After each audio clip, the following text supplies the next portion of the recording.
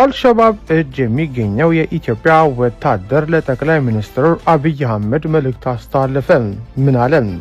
በበርካታ ሀገራትና ዓለም አቀፍ ድርጅቶች በሽብርተኝነት የተፈረጀው አልሸባብ የተሰኘው ታጣቂ ኃይል የአንድ የኢትዮጵያ ወታደር መልእክትን ዛሬ ይፋ አድርጓል። ታጣቂው ኃይል በማህበራዊ ሚዲያ ባሰራጨው በዚህ መረጃ መኮንን ደሴ የሚባለው ይህ ወታደር እንደ አውሮፓውያን አቆጣጠር በ2023 በተደረገ ውጊያ ላይ መማረኩን አስረድቷል። በወቅቱ በደቡባዊ ሶማሊያ በሚገኝ የኢትዮጵያ ጦር ሰፈር ላይ ጥቃት መከፈቱን ተከትሎ ይህ ወታደር በቁጥጥር ስር እንደዋለ የገለጸው ታጣቂ ወታደሩ አሁን በሶማሊያ ያልታወቀ ቦታ ውስጥ እንደሚገኝም አስታውቋል። በቪዲዮ ተደግፈው በተሰራጨው በዚህ መረጃ ወታደሩ መኮንን ደሴ ለጠቅላይ ሚኒስትር አብይ አህመድ መልእክትን ሲያስተላልፍ ይታያል። በመልእክቱም ጠቅላይ ሚኒስትሩና መንግስታቸው ከስር በሚለቀቅበት መንገድ ላይ ጥረት እንዲያደርጉ ጥሬን አስተላልፏል። በተጨማሪም የኢትዮጵያ ሕዝብ ነጻ በሚወጣበት ሁኔታ ላይ ቀስቀሳ እንዲያደርግለትና አጋርነቱን እንዲያሳይም ተማጽኖ አቅርቧል።